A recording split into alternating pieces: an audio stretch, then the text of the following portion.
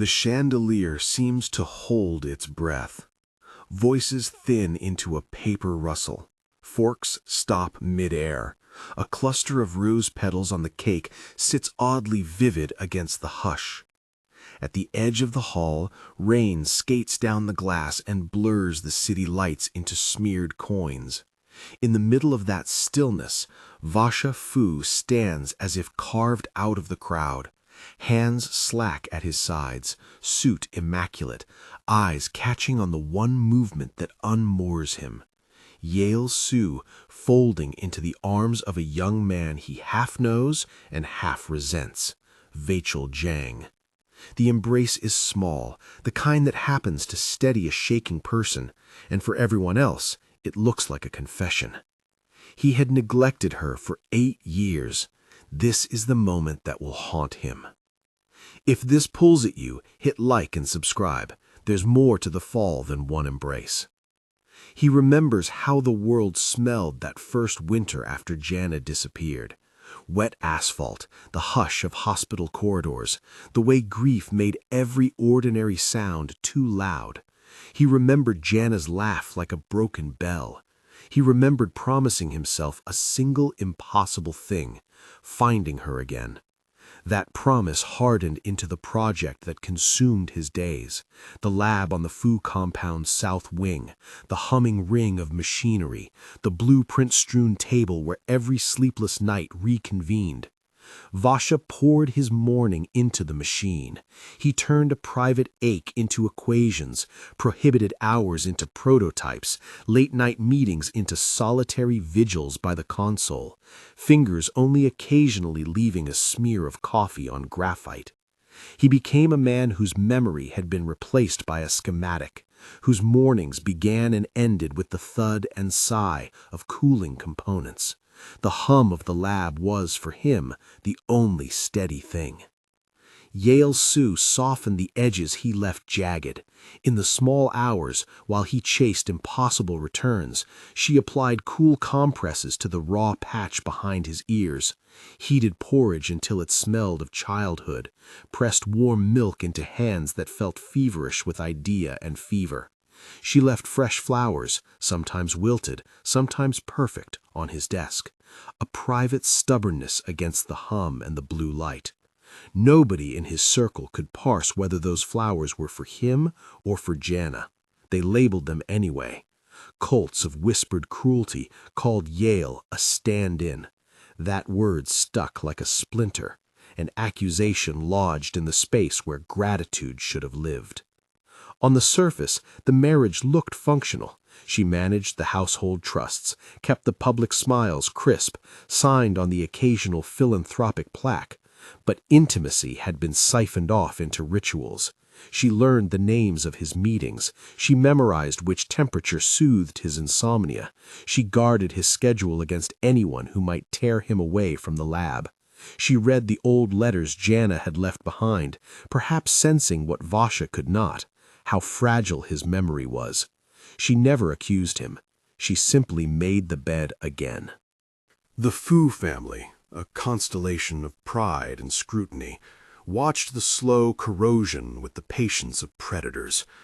Yoon relatives, who had been friends of Jana's family, shifted in their seats like birds deciding whether to flee.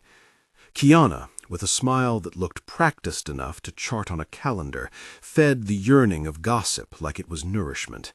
At gatherings, Kiana sat a little too close to the microphones of rumor, never missing the chance to let a careless phrase bloom into a rumor. "He still dreams of her," Kiana had said once over clinking teacups, voice soft as a scalpel. "It's like Yale married an echo." It never occurred to Vasha that the echo was a life. He saw only the outline of her through the haze of longing, sometimes a shape in bed, sometimes a figure bringing him hot milk. He did not see the little economies Yale practiced to keep the household functional when he was asleep at the lab bench. He did not see the nights she spent reading archived hospital logs and prototype schematics, trying to understand the man she'd pledged herself to. He assumed fidelity meant staying. She assumed fidelity meant protecting what he loved, even if it meant wearing the bruise of being second best. The time machine itself was a study in dangerous hope. Professor Liu, who had the exact mix of brilliance and exhaustion suited to somebody whose field had become a crusade in someone else's name, oversaw the technical ethics. The first models could reach into a parallel past, but the path was a one-way corridor. You could step through, see a world that looked like your own and yet was not. You could not step back unless you had a link button, an upgrade that allowed return. The link button became the object's mythology, small, clunky, no more than a hand-sized disc, and yet the talisman of all second chances. Think of it as a bridge, Professor Liu had told him in quieter hours, not a time machine that rewrites choices. It's a doorway to another possible history. You go there, there you are. You are alive in two places, but one person cannot pick both lives to their advantage. The physics are merciless and honest. Vasha liked the mercy of equations more than the honesty Liu offered about human cost. Numbers did not beg, people did. In his head, the button was no longer a piece of hardware, but a map back to the living voice he had lost. Yale had watched the machine grow beneath Vasha's hands. She studied the diagrams, not to build, but to shield. She learned where a terse email to a subcontractor might become a rumor, how a late-night test could be photographed and weaponized. Once, when fuel lines leaked in a prototype test, she was the one who stayed by the lab entrance, handing out towels and silence to the technicians so Vasha could work without restraint. Nobody saw those small acts. People love to see what breaks, not what mends. Between boardroom meetings meant to secure funding and the private hours bent over rehashed memories, Vasha drifted. He sifted through old messages from Jana, replayed videos where she smiled with an unself-consciousness he fetishized. He never once saw Yale's hand covering a picture frame when she thought he might break it open with the force of his grief. When he spoke of Jana, his voice became a relic. It held the past like currency and spent it indiscriminately, with Yale trying to catch the coins. Little slights multiplied. At an anniversary dinner staged for show, Vasha absent-mindedly compared Yale's voice to Jana's cadence when handing out champagne. At a family karaoke night, he sat like a man watching a film he's seen before, while Yale sang the chorus of a song halfway to a smile, and he did not applaud her properly. It didn't matter that Yale never asked for applause. The lack of it hurt. These were not dramatic betrayals, only the small withdrawals of attention that compound into a desert. Kiana stoked those embers. She had a quiet contempt for anything that softened Vasha's edges. She read devotion as weakness and exploited it. Where gossip ran shallow, Kiana dug a channel, letting whispers trickle toward the banquet hall like rainwater toward a gutter. Her strategy was simple: visibility. Get Yale in spaces where she could be misread. Place her near men whose names carried a different kind of currency. Let the crowd do the verdicting. There were incidents, innocuous enough when examined, sharp enough in the moment. At the mayoral gala, when the rain drummed like a warning outside, Yale had taken Vasha's umbrella and walked most of the way home while he stayed late to counsel Professor Lowe about a failed simulation. She returned with her shoes soaked, a smear of mud on her hem, and a waiter offered her hot milk as if she were a child. Those gestures, milk, warm porridge, a folded blanket, accumulated in Vasha's mind as code. They were, to him, evidence that she was patient, dutiful, available. To everyone else, they became an infinite loop of stand-in. Vachel Jang arrived in their orbit years later, in a sharper suit and a fresher smile than most corporations get in a generation. He was young, fast-talking, an heir with a way of taking credit and leaving compliments as if they were business cards. In some timelines, Vachel was friendly with Vasha. In others, he was a rival. In the social present, he had become something like a stabilizer, valuable contacts, an investor's handshake, the kind of presence that suggested future alliances. Yale treated him politely. In private, Vachel was not simple. He had a suspiciously attentive look when he was around Yale, as if he watched her not as a prize to be won, but as someone who could never quite be measured. Vasha assumed, because of his hubris and his grief, that any affection Yale showed to others was a measure of her devotion to him. He'd engineered his expectations. She must be loyal by standing in for a memory he refused to relinquish. He didn't question why she might step into the lab for a late review, or why she accepted the occasional meeting with board members. To his mind, she was fixing the world around his obsession, not stepping into it for herself. One night, months before the banquet, Yale walked into the lab while he was debugging a link matrix. The hoop of radiation shielding shivered like a sleeping animal. The air smelled of solvent and metal. Vasha barely looked up from a stack of printouts when she lit a lamp and set a cup of warm milk on the console. "You shouldn't be here," he said, impatience softening into affection without his permission. She smiled in a way that felt like a small surrender. "I know the machines are more honest with you than people are," she said, "so I thought I'd see what the machines say." Lou watched them from behind the rack of monitors, brow furrowed. Yale traced a finger across the diagram that had been Vasha's Bible. Her hand rested on a small circle where the link button was sketched in. Mere ink on paper, but the place had a gravity he never felt for it. "If the first model is one way," she asked, "has anyone tested whether someone could go and not come back?" Professor Lou's eyes met hers. "It's dangerous. You can't undo choices in that sense. You can observe a world that was almost yours. Returning requires the upgrade." Yale nodded. "And the upgrade is—" "A link," Lou said. "Physical, scarce, and—" He stopped, missing the rest of the sentence in favor of a glance toward Vasha. "There are costs you only learn the price of after paying." Later, walking home under a merciless drizzle, Yale carried Vasha's damp coat and kept pace even when his stride grew unwillingly long. She had, on more than one occasion, slipped into a parallel timeline to understand what Vasha was chasing. There were risks to that, and quiet trade-offs that she never talked about when her hands smelled of machine oil and late-night coffee. Sometimes she came back with nothing but a moth-eaten hope. Sometimes she returned with small objects that could be explained away, an old pendant she dropped on a bedside table, a page torn from a ledger that meant nothing to anyone else.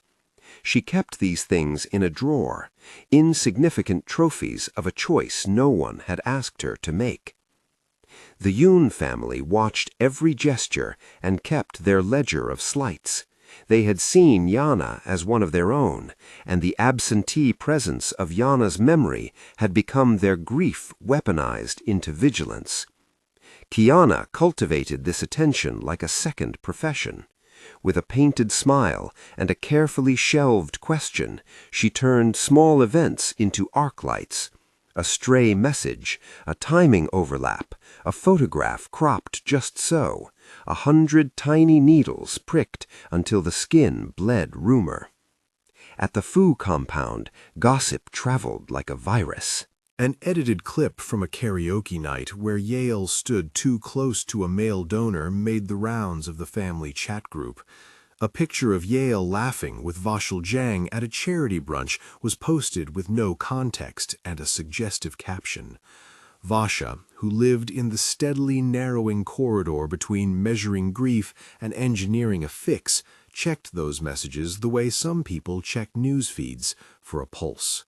Each headline reminded him that while he was working on a doorway to the past, the present was closing like a fist. The birthday banquet, where the world tightened into a single sharp event, was supposed to be a celebration. The Fu family had spared no expense. Silks hung like lungs. The band played a familiar tune that had once been Jana's favorite. Guests filtered in with speeches in their pockets and expectations tucked into napkins. Yale moved through the room like someone half praying, accepting congratulations with the same practiced bow she gave that morning when she had made Vasha his porridge. Rain began while speeches were still being made, the kind of rain that made city streets glow and coats cling to shoulders. The guests clustered by the terrace windows, glass and laughter and the muffled clap of raindrops against glass.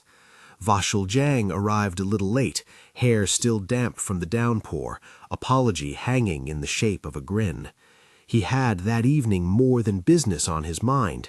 He had a sense of propriety and an awkward affection he tried on like a borrowed jacket. Kiana had arranged the seating on purpose. Yale where she would be visible, Vachel where his presence would be noticed, cameras positioned at angles that made every gesture legible to those who wanted to interpret them. The plan did not require much. People will turn rumor into verdict if you give them a plausible performance. At some point during the third course, a guest stumbled, an accidental push from a crowded service aisle, and Yale swung instinctively to steady the person. Vachel, nearby, moved to help, too. For a beat, their hands met at the small of a back, fingers brushing the same sleeve as two strangers sharing a lane on a bridge. Yale instinctively hugged the trembling guest to steady them, and Vachel, reacting to the gravity of the moment, folded an arm around her shoulder. From 20 feet away, under lights and the low hum of the band, the world arrested. The embrace, so ordinary in intention, read to the assembly like a scene from a drama they'd all been waiting to watch. Kiana, at her table, let her mouth form the first stir of a smile that meant, "I told you so." The cameras, both the polite ones carried discreetly and the indiscreet ones that lurked on phones, found the moment and held it like a coin worth inspecting. Vasha watched as if under glass. Everything he had not seen for 8 years crowded into the space between his ribs. The nights she slept across a bed he never warmed, the dinners she carried into his office while he was still muttering equations, the tenderness he had misread as fixture. In that one embrace, his neglect folded into public betrayal as if sewn together deliberately by someone who understood how to arrange pain. There was a sound, small, like a cork drawn from a bottle. Someone gasped. A whisper started low and rolled, a muttered rumor gathering speed. "Did you see?" began one guest. Another finished it. "Her with Jang?" "She must have been," someone whispered, carving the rest into a semblance of accusation. When Vasha finally moved, it was little more than a blink. He crossed the hall in a few strides like a man trying to reach a moment before it flayed into consequence. As he approached, he caught the expressions he had been blind to for so long, a mixture of curiosity, schadenfreude, disappointment. He heard his mother murmur under her breath. He saw Kiana's eyes pin him like a coin on a board. Vachel, caught in the center, had the face of someone who had not expected the rawness of being misread. "Is everything all right?" Vasha asked, voice moderate, but his body was a coiled cable. Yale let go first, a practiced release that could have been a rehearsed defense. Her smile was thin and small, the kind that tries to keep two worlds from touching, the private and the public. "It was nothing," she said. "A guest was shaken. I steadied them." Vasha's gaze flicked to Vachel with a heat that was not accusation so much as expectation he had long cultivated. "Why are you so near my wife?" His words were worse than the question. They were a barricade that admitted insult as defense.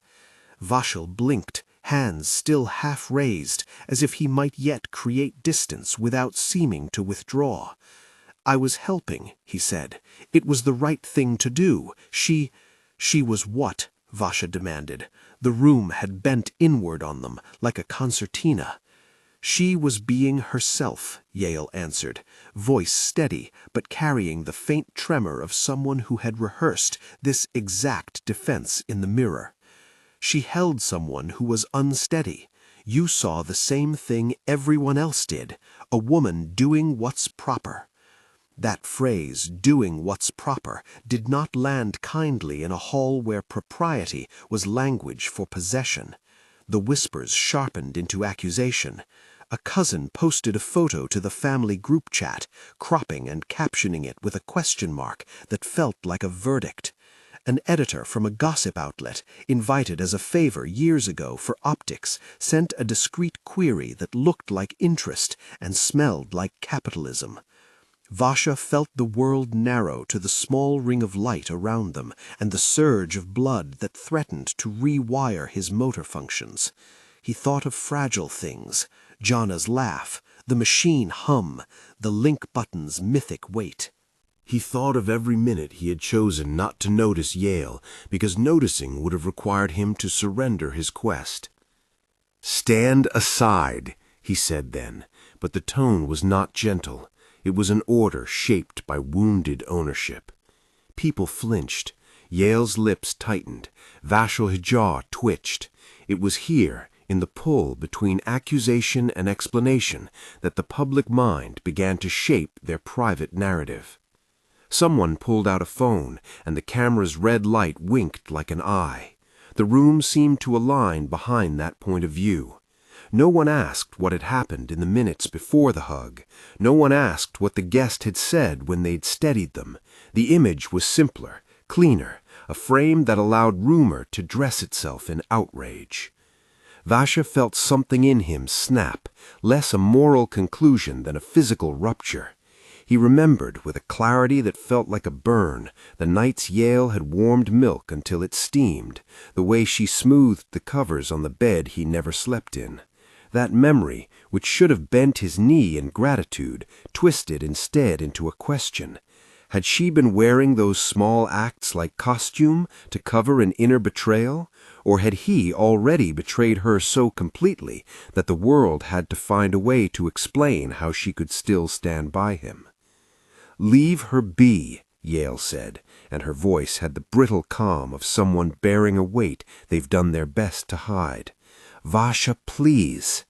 But the family's moral razor wanted to cut, and Kiana fed it more carefully than any surgeon. "Maybe she was consoling him because she likes him," Kiana murmured, loud enough for the guests nearby. "It's been years. People move on. Why hasn't she?" That sliver of venom landed where gossip breeds, between the memory of what was promised and the performance of what remained. Vasha did not immediately strike. He was not a violent man by nature. His cruelty had taken subtler forms: neglect, absence, the grammar of indifference. But in the blink before he chose his next words, a possibility formed that would reshape every map of their life. Perhaps his neglect had created a scarcity so profound that she needed to reach for something beyond his presence to be seen. Perhaps the hug was not betrayal at all, but an indictment of him, and that thought rose up in him like bile.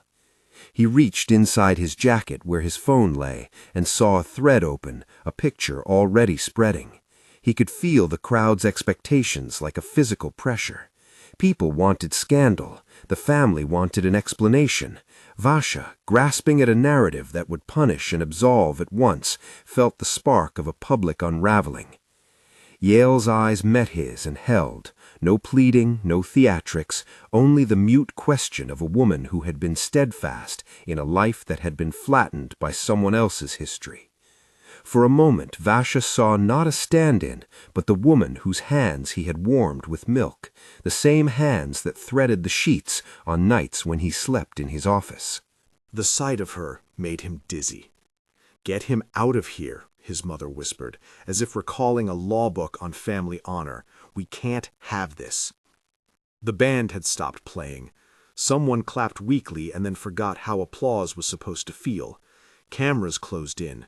The whispering crowd pressed like tide against a shoreline. Vachel stepped back. the politeness of a businessman turning into a position of distance. He would later claim in interviews and in private statements that he had meant nothing by the hug. He would say he had been trying to diffuse an awkward moment. In the hall, in the pressure of the gaze, the admission sounded like a plea for absolution. Vasha, feeling the public weight of a private accumulation, made the first choice that would be remembered. He took Yale's arm not in tenderness but in claim, and he guided her away from the cluster of dishes and the curious faces. Some guests whispered shame as if it were a weather condition. Others watched in the detached way people watch tragedies on television, rapt, knowing they can look away. Outside, rain had intensified, the glass fogged with 100 breathing guests inside. The terrace lights cast the wet world in a glow that looked almost biblical, like newsprint thrown over a city. Vachel felt his chest constrict in that cold air. Yale did not resist. Her silence, again, was misread. She was not giving up, she was not begging, not in a way he could understand. Her eyes were steady, and in them was a patience worn thin. "We can go home," Vachel said. It wasn't an invitation, it was a statement of intent. Behind them, Kiana's smile widened in the way of someone who has set a trap and now watches it close. For her, a scandal would be a harvest. The Yun family's murmurs braided into the air like smoke. Someone had already uploaded the first images, the first rounds of judgment had been launched into the world. At the car, Yale slid into the back seat before Vachel could climb in. For a second he thought she might offer him the gentleness she usually reserved for the small private hours. Instead, she pressed both palms together in her lap, fingers worrying at a corner of a serviette, as if the act kept some deeper tremor from surfacing. "Tell me," Vachel said, voice low, "if there's anything, if it's more than—" She looked at him then, without heat. "There's nothing to tell. There is only what you choose to see." Those words, simple and unadorned, felt like contraband. He had spent years looking for a particular past, and now found himself confronted by present speech he had not learned to hear. Rage and something like sorrow swelled. He wanted to demand proof, the footage, the timeline, an explanation that would justify his humiliation. But even as those demands formed in his throat, something in him recoiled. The realization that perhaps he had been brittle long before this night. He thought of the lab, of Lou's tired face, of the link button sketched like a promise. He thought of Yana in the way one remembers a winter, tactile, painful, necessary. He thought too late of the warm milk he had taken for granted and of the woman who had given it. Behind the wheel a city stretched and hummed, indifferent to the small tragedies of one family. Cameras would talk, voices would pick up the story and spin it wider. For Vasha, the world had contracted to the size of the car and the silhouette of the woman beside him. Inside him, a slow, terrible clarity began to form, an understanding that his neglect had not been neutral. It had made room for interpretations and for rumors to fit like keys into locks. Tonight's hug might have been everything that the world saw, or nothing like it at all, but his failure was real. He had been absent when fidelity demanded more than presence. He had deferred love to a grudge against a ghost.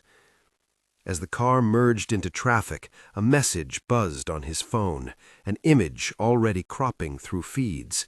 Kiana had shared it with a caption that read, "Happiness moves on, doesn't it?" and a string of emoji that did her the wrong kind of justice. It spread like a bruise. Vasha felt the heat of a man finally understanding the breadth of his inattention. He reached for Yale's hand reflexively. His fingers trembled with the sudden need to hold something that was undeniably real. She did not take his hand, but she didn't pull away either. She let the damp of the night air cool her skin. "If this is what you need to see to wake up," she said softly, more to him than to the world, then perhaps it had to be public. The statement was not a surrender, it was a reckoning formatted as a small punishment. Vasha's pride, which had been the scaffolding of his obsession, buckled. He had built an entire world to commune with a ghost, and in doing so had permitted the living woman beside him to become a ghost of her own. They drove toward the compound, the city lights streaming by like the same ribbons you could never untangle. Vasha sat with that strange and new thing, regret.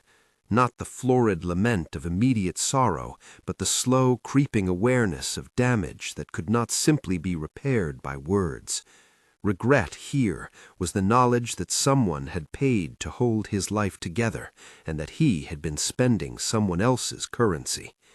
He had 1,000 ways to rationalize, 1,000 arguments rehearsed in the safety of his head, but one truth lodged like a stone: he had neglected her. Tonight, the world had put that neglect on display.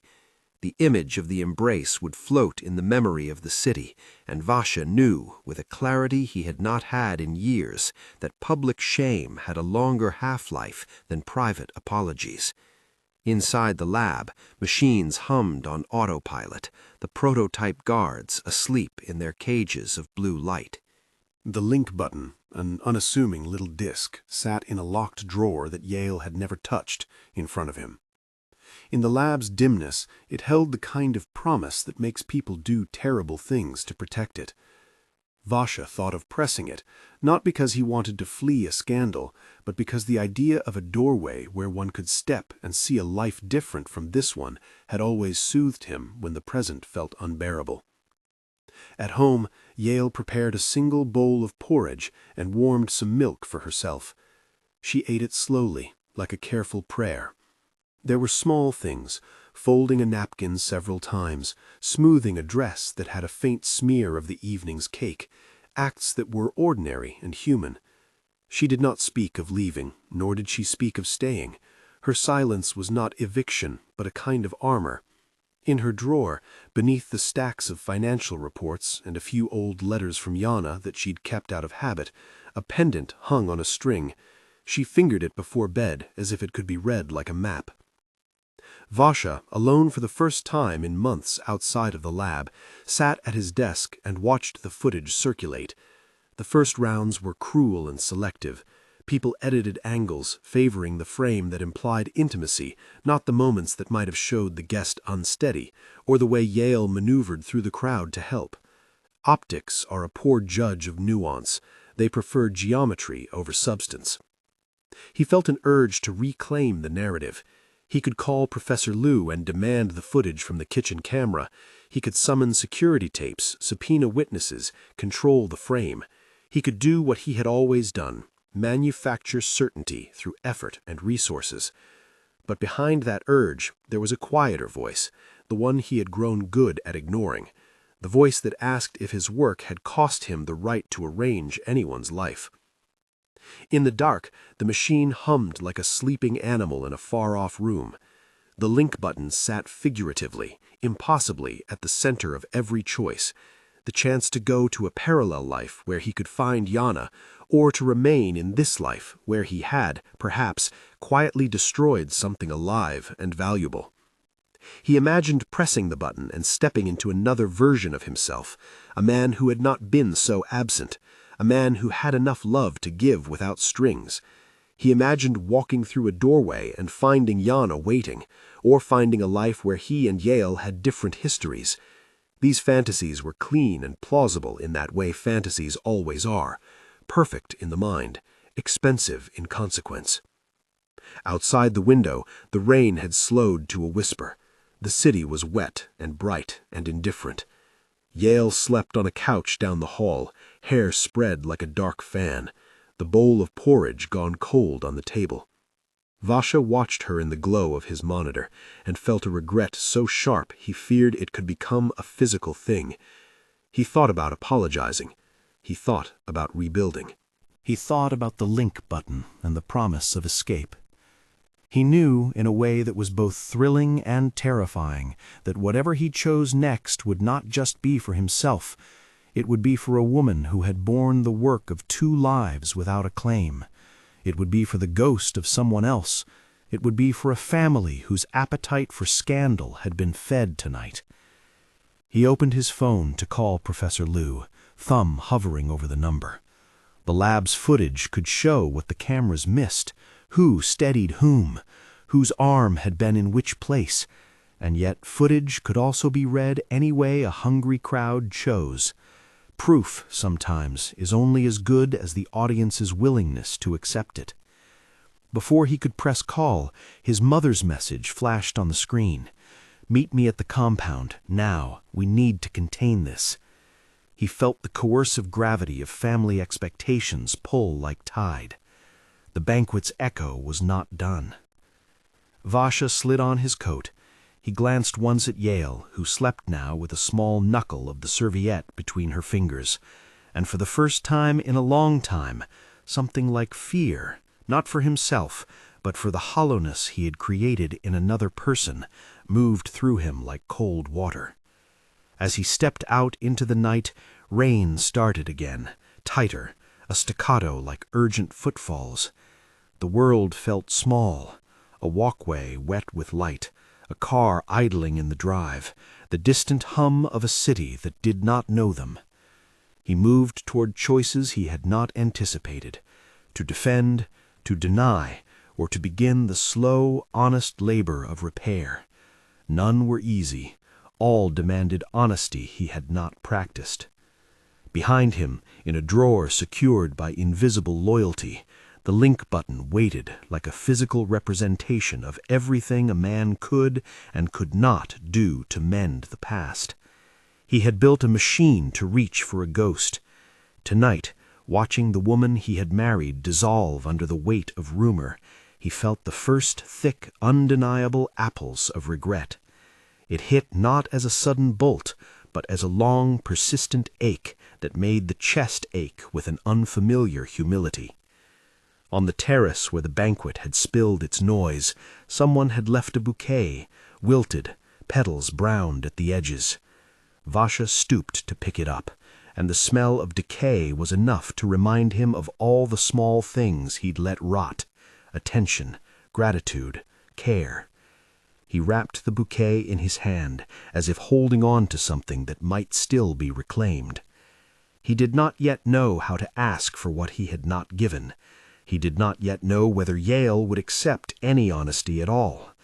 But for the first time in years, as rain stitched the night to the city, and the hum of the lab sounded like a pulse beneath his feet, Vasha understood that his work on the past might have become an excuse not to love in the present. The knowledge landed hard, and regret, sharp and patient, began its slow work. They moved through the compound like people moving through a church after an argument, quiet, careful, all of them carrying the knowledge that something holy had been broken. Vasha walked beside his mother and Professor Liu, the three of them swallowed by a corridor lit in a pale, mechanical glow. The lab hummed as proof that work went on despite scandal. It hummed with the steady competence of something indifferent to moral collapse. Professor Liu met Vasha in the lab the way a man meets a patient with bad news. He had already pulled the security footage and the machine logs into a shallow stack of files on the console, the blue light of the monitors cutting Liu's face into planes. "We need to look," he said, voice neutral in the way people are neutral when they've been awake too many nights. "There are things that cameras caught that didn't make it into the feeds." Vasha wanted the footage. He wanted proof he could hold up and say, "See, this is context, this is nuance." He wanted an answer that would stitch the torn fabric of his life back together. But there was another urgency under that want, a more raw fear that if the footage contradicted his rage, the truth would be unbearable. They watched the banquet clip first, the same angle that had traveled faster than any apology. The camera lilted over plates and hands, and then fixed on the embrace. It felt, even on the screen, like watching a live thing.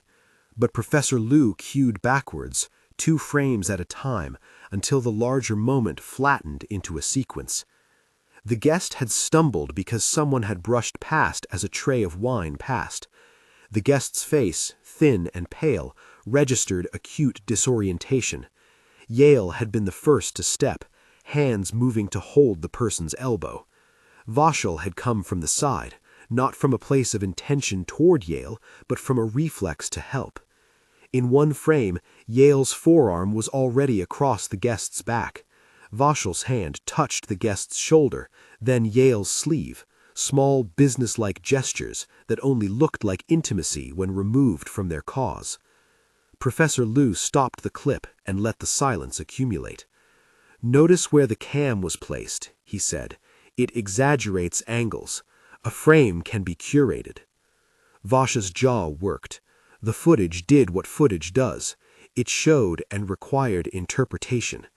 He wanted it to be meaningless proof, egg that the embrace was innocent, and yet watching Yale steady that guest in the footage felt like being shown pages from a book he had long refused to read.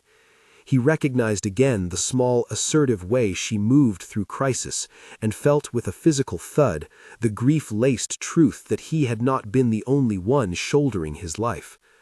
"Who uploaded the photo?" he asked, words brittle. Liu's fingers patted the console. "A cousin," he said. Then it got cropped. Then someone in the Yoon circle added a caption. By the time it hit social outlets, half the context was gone. Vasha sat back, the chair squeaking in the lab air. The room smelled of solvent and the faint sweetness of dried coffee. Machines kept their indifferent vigil. He opened his mouth. He had 1,000 sentences ready to be launched, but the rawness of the banquet's breath still lived in him. "And Vachel?" he asked. "What is his part in this?" "Vachel moved as anyone would to help," Liu said. "He didn't step forward until Yale had made the first move. The cameras caught him finishing the action, not starting it." There was a cough in the doorway. Yale stood there like someone who'd been splitting herself in two and finally decided to keep one half in reserve. She did not look like someone who'd been humiliated. She looked less like a victim than like a person carrying a load she had decided, for reasons of love or duty, to. The room smelled of solvent and the faint sweetness of dried coffee. Machines kept their indifferent vigil. He opened his mouth. He had 1,000 sentences ready to be launched, but the rawness of the banquet's breath still lived in him. "And Vachel?" he asked. "What is his part in this?" "Vachel moved as anyone would to help," Liu said. "He didn't step forward until Yale had made the first move. The cameras caught him finishing the action, not starting it." There was a cough in the doorway. Yale stood there like someone who'd been splitting herself in two and finally decided to keep one half in reserve. She did not look like someone who'd been humiliated. She looked less like a victim than like a person carrying a load she had decided, for reasons of love or duty, to bear alone. Vachel's first instinct was still the old thing, a demand for explanation, a desire for a narrative that allowed him to be wounded rather than at fault. "You saw that happen," he said to her. "You know why you hugged him. Why didn't you stop it before it became this?" Yale's face was the portrait of someone who had rehearsed what not to say 1,000 times. "Because it was not my intent to be seen as anything other than a helper," she said. "I steadied a guest. I did what was necessary." Vachel heard the certainty in her voice and felt absurdly like an intruder in a life he had helped build. "So when people call you," he could not finish. "They will call what they must," Yale said. She breathed in, then threw the breath out as if it were a small currency. "What I need now is the truth." Professor Liu slid another file across the table. "There are lab logs," he said. "There is footage of the lab elevator last week and a maintenance camera that shows Yale coming through alone at 10:43 the night before the banquet." Vachel blinked. His mind reached for paranoid maps. Had she been with Vachel? Had she plotted something? But the lab camera showed her moving with a measured step, a lamp in her hand, a cup of something steaming. She had set the lamp near the console, made for a small task, and then met Lou and Vasha in the records room with a screen warm in her hands. "The logs show a run," Lou said quietly. "A short run. Yale activated a manual entry. She wasn't scheduled. She ran a 1-minute diagnostic and then logged out." Vachel's breath shortened. He had imagined her secret life meant flirtation, betrayal. The intelligence of his grief was small and traitorous. It only offered a few dark scenarios. Yale's act was not the one he feared. It was a different kind of betrayal, a secret kept for the sake of his dreams. "What did she do?" His voice came out thin. Lou hesitated, as if weighing moral culpability the way a judge weighs evidence. "She sent herself to the other side," he said. "She used a first model corridor. She went into a parallel past and returned." The logs show anomaly signatures consistent with a person returning, and her access pattern confirms she handled the link button's housing temporarily. There was an invisible gravity to the words. The hum of the lab seemed to deepen. Yale's hand flexed against the cup she'd been holding until the porcelain creaked softly. "You what?" Vasha said. The rest of the question, that she would risk life, law, or physics for him, remained in his throat. He could not name whether he felt gratitude or betrayal. Yale did not flinch. "I went," she said. "I went because I wanted to understand what you chased. I wanted to know if those other worlds were as dangerous as the papers described. And," she swallowed, "I went because I thought if I could bring back evidence that the corridor wasn't a nonsense, you might see that time has weight and that some doors are doors we should not pass through without understanding." "And the link button?" Vasha asked. The object suddenly felt material in his palm, even though he was not holding it. Yale touched the pendant at her throat, the same movement she made in quiet moments when she wanted to ground herself. "I found an old pendant, a necklace, Jaina's. I didn't take it to keep for myself. I brought it because I thought if you saw it, you would remember differently. I thought it might anchor you to truth rather to fantasy. I kept it because I thought you would want to hold on to that history, not necessarily to own it." Vasha felt the world tilt on its axis. He had wanted tokens, proof that Jaina had been real and not merely a memory-shaped ideal. The necklace's presence on Yale's chest had been another fuel for the rumor mill. People had seen it as evidence that she wore Jaina like a cloak. The truth was stranger and more tender. She had carried object memory to show him that the past was not a blank to be reclaimed, but a thing that marked the living in complicated ways. "But why didn't you tell me?" he demanded. The demand arrived as both accusation and fear. "Why would you do this without telling me?" She said plainly, "Because I feared what you'd do with the knowledge. I thought, foolishly perhaps, that if I gave you proof, you would use it to spiral deeper. I wanted to keep you safe from the machine's lure." Vasha felt the ridiculousness of it all. He had built a shrine to an absence, and the woman he married had been trying to dismantle it in quiet. He felt like a child who'd spent his allowance buying a dream, and then was told that someone else had paid the bills for years to keep the house from collapsing. Outside the lab, the compound's world was louder. Callers wanted statements, journalists wanted fragments. Kiana's messages came through in clinical waves, sharp, winning phrases that read like a thesis on why Yale had failed her husband. Vachel's family, trying to assess reputational risk, moved into polite silence. His agent advised caution. Social media had sliced the banquet into GIFs and captions, the party lines of public opinion mapped onto private betrayal with the ease of a well-paid cartographer. Still, proof on a screen did not fix everything. It changed some frames, clarified some gestures, but it did not erase the public hum of accusation. Rumor has decay and momentum.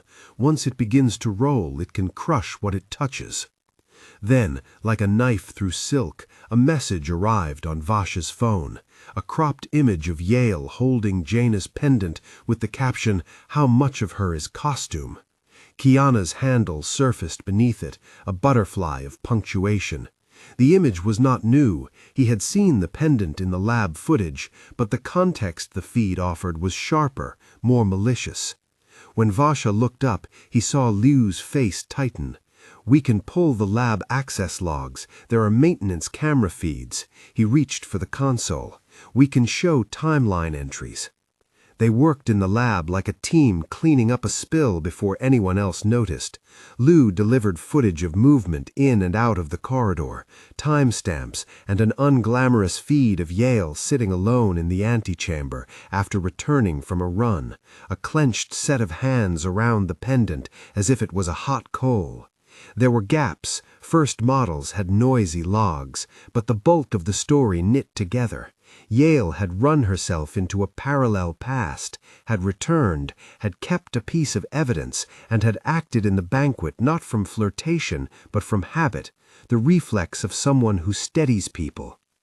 Outside, word had reached the banquet's guests that there was lab footage. Phones were passed. Some faces that had been pointed in accusation now softened into curiosity. Others hardened into new certainties.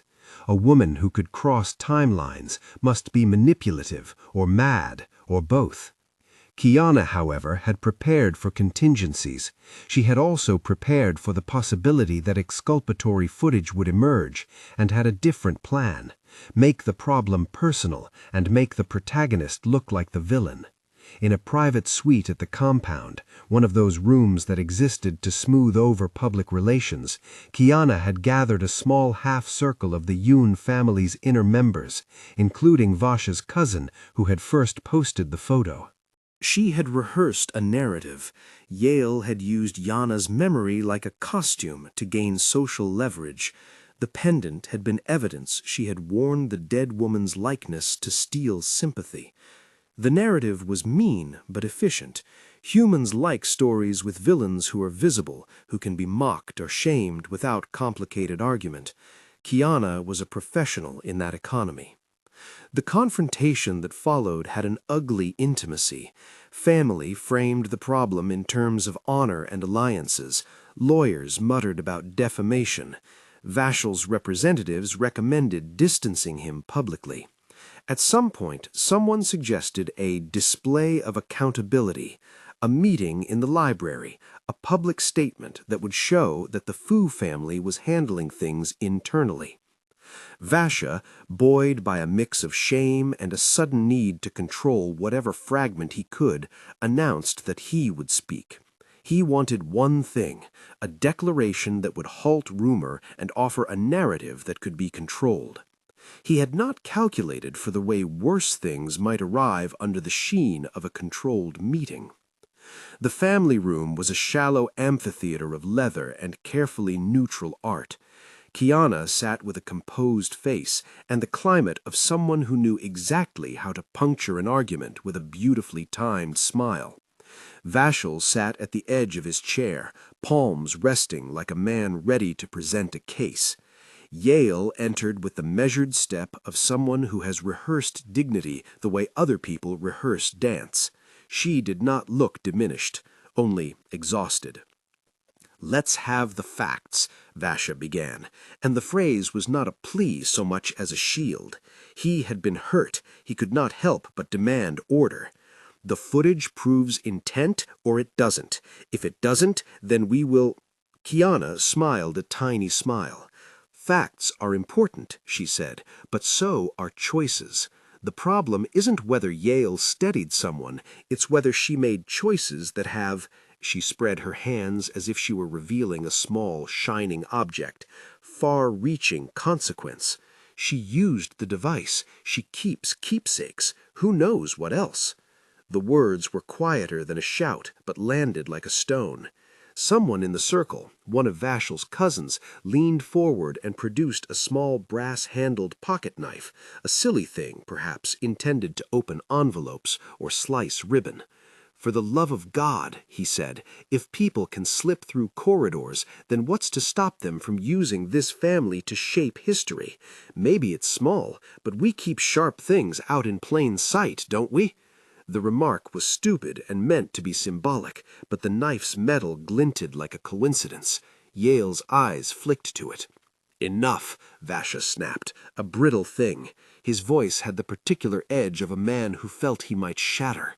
We are not children. And yet something in the room wanted to press further. Shame, once fed, cries for more. Kiana tilted her head as if to say, we must all be accountable. Vasha's brain roiled. He had a desire to end the rumor not with nuance, but with a demonstration of decisive control.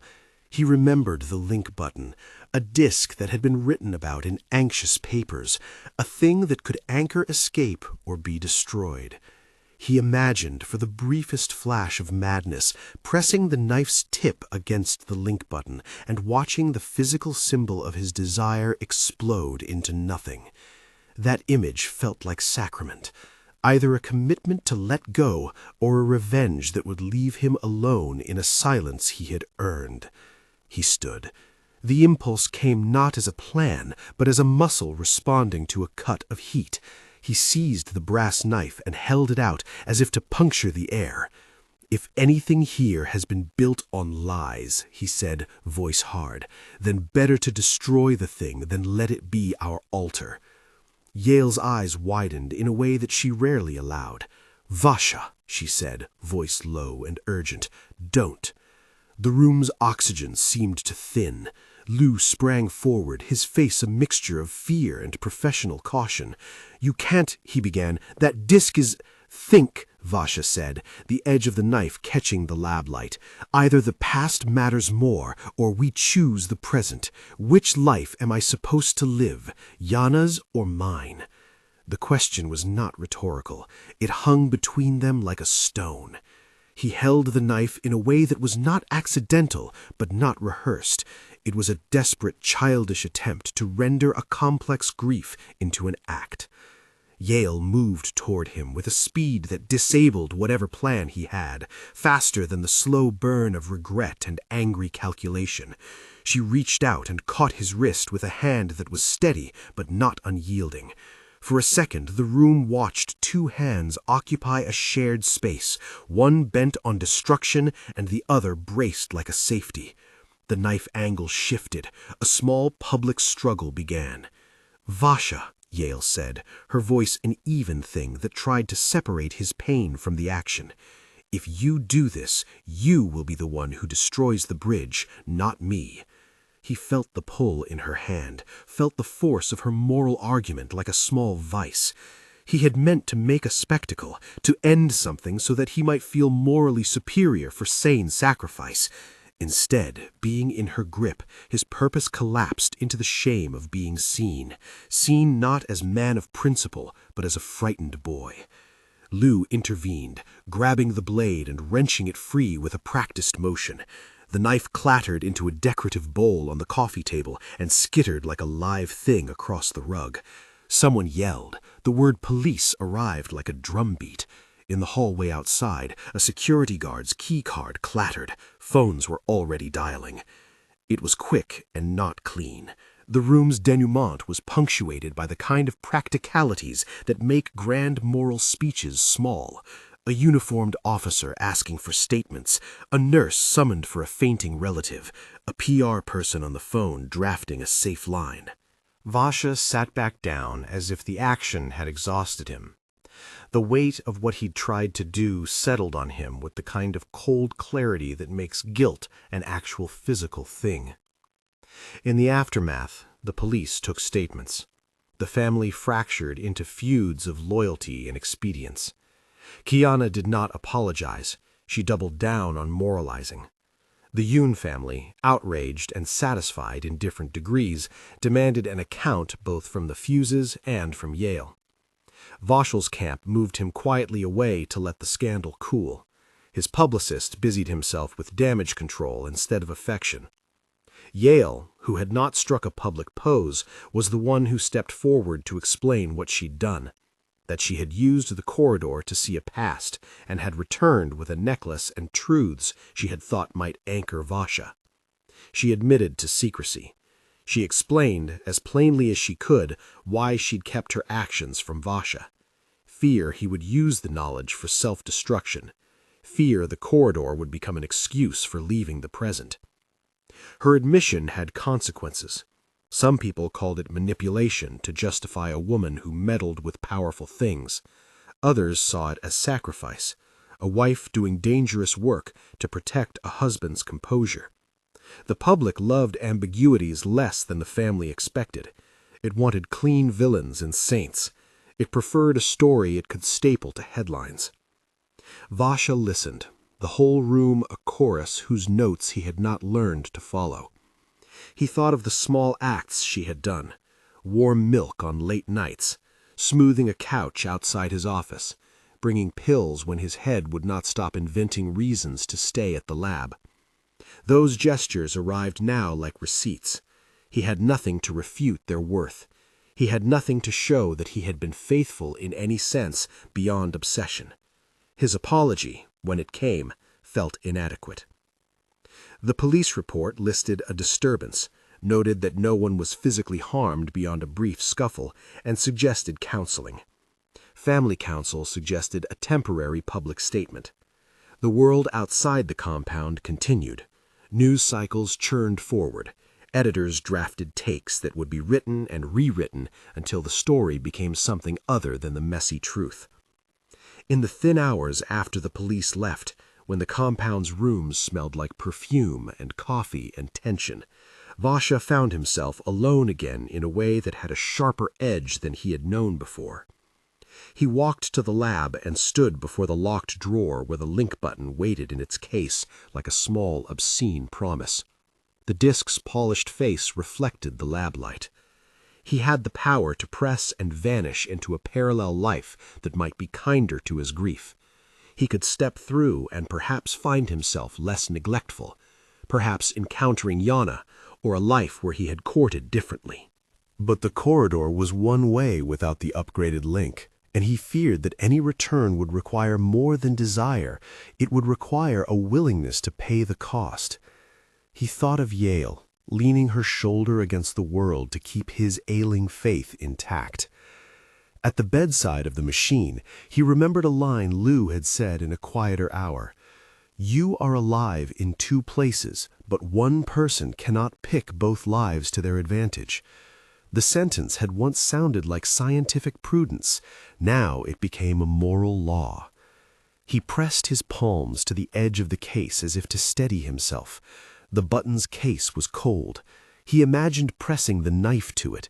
He imagined the disc spoiling, his dream of clawing back the past reduced to a scrap he could not use to escape consequence. He could destroy the machine and thereby disclaim the obsession. He could also step through and run. The choice looked simple in the mindless way that catastrophes look simple when they are still hypothetical: go or stay. But the truth was complicated. Running to a timeline where he had loved differently would be an abandonment of the living woman who had constantly chosen to hold him together. Destroying the button would be a symbolic act of renunciation, but would it redeem the years of neglect? Probably not. He thought about what apology looked like. It was not merely saying "I'm sorry" in a public room. It was long work, repairing reputations, mending habits, accepting legal and social consequences. He had been offered the shortcut of displacement. He had not earned the right to an easy erasure. When Yale entered the lab, she did not look like a woman who would be kept by spectacle. She looked like someone who had decided to keep their dignity by moving in the world. "Are you going to destroy it?" she asked, eyes on the case. "I thought of it, to prevent anyone else from doing what I'm tempted to." "Destroying isn't an answer," she said without anger. "It's a dramatic act that doesn't change what you chose these 8 years. It only makes it worse for the people who will need repair." He wanted to argue. He wanted to bargain. If he destroyed the button, would she forgive him? Would Vachel change his statements? Would Kiana stop being Kiana? But he had already learned that some debts could not be paid with architectures of destruction. He opened the drawer and took the disc out. It felt lighter than he imagined. He held it as if it were a coin or a pebble. He thought of pressing it into the lab's waste disposal slit, a finality that would be broadcast in choice and spectacle. But the image of the button in the bin felt like another way to skirt the work of mending. Instead, he laid it into Yale's palms. The surprise in her face was small and complicated. "What?" she began. "I won't press it. Not to run, not to escape. Not now." The words came out like a stone rolling down a slope until it rested. "I want—" He could not finish the sentence that would sound either redemptive or cowardly. He wanted repair. He wanted redemption. He wanted her to know he would not choose the ghost. Yale's fingers closed around the disc with a careful, protective motion. "You can't decide my sacrifices for me," she said. "If I chose to go, it was not for you to forgive later. It was to try and understand you. I didn't accept any bargain." He felt his throat close because the sentence undercut his wish to be hero and penitent simultaneously. He had imagined a scene where she would fall into his arms and his apology would be a balm. That fiction died in a single exchange. "We will need to make a public statement," he said. "We will need to—" "No," Yale interrupted, but not harshly. "We will make one if we must, but there are things you have to face without a press release. The family's trust in me is damaged, yes, but the thing that matters more is what we do in private. You cannot buy back the past with statements." Lou, who had been a patient witness, stepped forward. "There is another matter," he said. "The logs show anomalies. Kiana's role wasn't just gossip. She had accessed some feed. She may have conspired to reframe moments. I can compile an audit and put pressure on the group chat where the original image was posted. We can fight back." Vasha appreciated the offer, but felt with a new and painful clarity that being defended by patents and professionals did not absolve his absence. The fight would feel like annulling the truth of his negligence. He needed a different remedy. The next days unspooled like a ledger. There were interviews. Kiana's insinuations found their way into editorials hungry for scandal. The Yoon family demanded a formal apology. Vachel issued a statement that contained all of the wary neutrality of a man who had been dragged into controversy by proximity. The internet offered its verdict with the usual frenzy: takes, piles, judgments. Within their own house, the damage remained different. People wanted punishment, and punishment was measured in small social rituals. The family refusing to attend the upcoming foundation gala.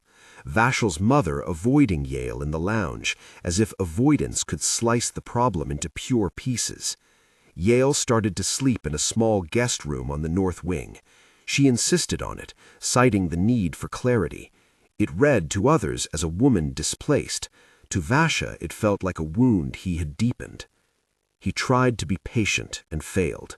When he offered small kindnesses, a cup of porridge, a hand on the small of her back, she received them like a patient takes medicine. She did not refuse them, but she did not readily trust them either. The distance between them had transformed into a new language, the language of someone waiting to see whether promises would be acted upon. Regret is a private thing and a public one. Vasha stayed late at the lab and then came home earlier than he had in years. He did not believe the small redemption of grand gestures. He knew that he needed slow work. He began attending family therapy sessions that had been anathema months ago. He sat and listened. He had to face that his neglect had been habitual, a pattern, not a one-night failure. He had to name his choices. But even the most honest labors have limits. One night, after a particularly raw session where Vasha had been asked to recount the arc of who he had been before Jana and how that morning had ossified into obsession, a message arrived that made every fine-grained attempt to repair seem both necessary and inadequate. Police officers, those same who had taken the earlier statements, came to the compound with a warrant. Someone had filed a complaint. A donor who insisted their privacy had been invaded by posts shared in family circles and the open-sourced edits that had exposed faces. It was a small legal movement, a ripple the lawyers insisted would take time to stifle. Kiana, meanwhile, did not retreat into embarrassment. She used the scandal's momentum. She called a televised interview and spun the narrative with professional cruelty. She questioned Yale with insinuations so precise they hurt more than bluster. People watched and split into camps. For Vasha, every new clip felt like salt on a wound. Then the final violent beat landed, not loud and not in a way that would make for sensational headlines, but in a way that made people look at him with the face of someone who had been in a small, private war. In a family meeting meant to decide on a conciliatory public line, Vasha snapped. It was not to his mother, nor to Lou, nor to Yale, but to Kiana and the habit of being judged. "You have turned my life into a spectacle," he said, voice shaking. "All these years." Kiana's smile sharpened. "And what did you provide her?" she asked, as if the room needed reminding. "Flowers and milk, and the performance of a husband who is asleep at his own marriage." Heat rose in Vasha's throat. He reached for a coaster on the coffee table and hurled it toward the fireplace. It bounced harmlessly and hit nothing but floor. Kiana's face remained made of small contempt. In a moment that felt like a relapse into an old, dangerous energy, Vasha's hand found a different object, the small ceremonial knife that the family kept for cutting red tape at ribbon cuttings. The movement was automatic, stupid with symbolism.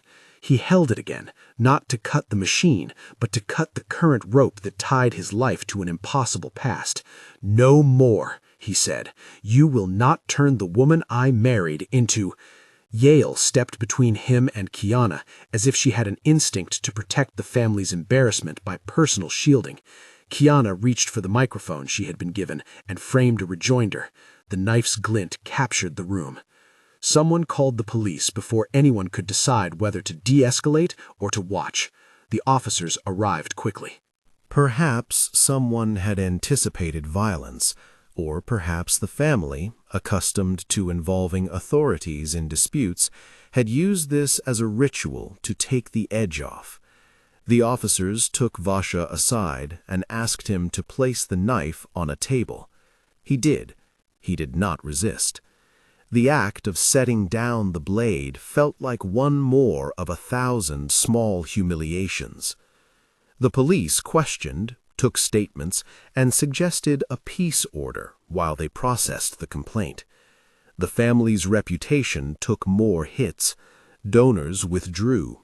A planned partnership with an institute froze, and social events the Fu family had once used to establish status quietly evaporated. Vachel's name was used as a bargaining chip by his own publicists. Distance now seemed a virtue. The last blow was the one that burned deepest. Yale, after a week of giving and listening and being given both sympathy and suspicion in equal measure, told Vasha she needed to leave.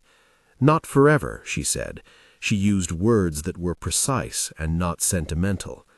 "I cannot be the person who absorbs your grief while the world accuses me of being the other woman," she said. "I am tired of being your stand-in, Vasha. I want a life where I am not merely an accessory to your mourning." Vasha begged in the old ways, a flurry of apologies, promises of change, declarations of the work he would do. He promised therapy, public statements, changed habits. Yale listened for long minutes and then shook her head as if to dislodge a stubborn thought. "Promises are words, not architecture," she said. "You can promise and promise. I want to see the work." He offered the link button as an absurd gift, an object he would relinquish to show his seriousness. She refused. "If you want to show change, do it without theatrics," she said. "If you are serious about staying, then stay. If you are not, then step aside." There was an ugly beauty to her choice. She had stood by him for 8 years. She had fed him, patched him, acted as his confidant and his protector. Yet her patience had limits without reciprocation. Her leaving was not only an act of self-preservation, but of moral clarity. She would not be the repository of a man's thwarted attempt at resurrection. Vasha watched her pack with an intimacy that belonged to a person who had been present enough to know what to fold and what to leave. She put into a small suitcase objects that were unglamorous but dear, a sweater he'd once complimented, the bowl she always used in late nights, a small stack of novels. The pendant stayed. She placed it in a small, soft bag, and then, in a moment that did not require explanation, slid it into her pocket. It had been a token, and the token had become a form of evidence, and the evidence had become the point of her dignity. He wanted to stop her. He wanted to beg her to stay. But he had already, in the public square and in private, shown a man who had built a monument to a ghost rather than learned to keep a living woman. There was a price. Outside, rain had returned like a verdict. Yale walked to the car and paused as if to let the air judge her. Vasha reached out and then retracted his hand because he knew that reaching would be the kind of drama that might hold eyes, but not hearts. She closed the trunk and slid into the passenger seat without him. The car pulled away slowly, the compound receding like a sacrament he had failed to administer properly. After she left, Vasha sat alone at his desk, with the lab's blue light gnawing at him. He thought of the link button in its case, of the way Yale had once placed evidence in his palm to keep him anchored, and he felt a grief that was not the abstract ache he'd indulged in all these years, but the raw, specific damage of having allowed a person he loved to become invisible. He had a choice then, of a kind that felt less like a decision and more like a moral inventory. He could vanish into a parallel timeline to try to cure himself with fantasy, or he could remain and face the slow, earthly work of becoming someone who notices before it is too late. He considered both with a clarity that had eluded him for years. He stayed. The consequences did not evaporate because he chose not to run. The work before him was tedious and public. He attended meetings, sat through legal depositions about the posted images, and offered a public apology that sounded like a man trying to become accountable rather than to be absolved. He donated funds to causes that supported women in technology and crisis, partly because he meant it, and partly because he needed to make an external demonstration that he had changed. He began therapy, not as a badge, but as a process, where he had to name patterns and own them. In private, he did the work Yale had implicitly asked for. He learned to notice. He came home earlier. He made porridge without being asked. He listened without spinning habitable daydreams about Yana. He tried to say what he felt instead of building chapels to someone who was not present. He learned how small acts, repeated without fanfare, might be more valuable than an enormous machine. But the world does not forgive simply because a man chooses to be better. Kiana continued to thrive in social spaces. She found new fodder for gossip and remained, to some degree, untroubled. The Yoon family cooled their relations slowly. Vachel's social standing recovered with time, though he kept a caution that had been newly learned. The public's hunger for scandal diminishes in a kind of ritual forgetting, yet some scars never fully fade. As months passed, Yale did not return to the household. She visited to settle small matters, to meet with lawyers. She did it with a dignity that was not cold, but was certain. They exchanged small conversations about legalities, the foundation, and the labs. He tried not to ask if she missed him. He tried instead to ask what she wanted. Sometimes she said she needed space. Sometimes she said she wanted to teach in a program that supported women in engineering, work that would not be building corridors to the past, but maps for future survival. In those moments, Vasha felt both proud and selfish. Regret, he discovered, settles in the body's geography. He would be working late at the lab, and an old reflex would make him reach for the bowl Yale once held for him. He would find himself noticing things she used to do without asking, pulling the blanket up on a chair where she had slept, steadying a coffee cup in both hands the way she used to.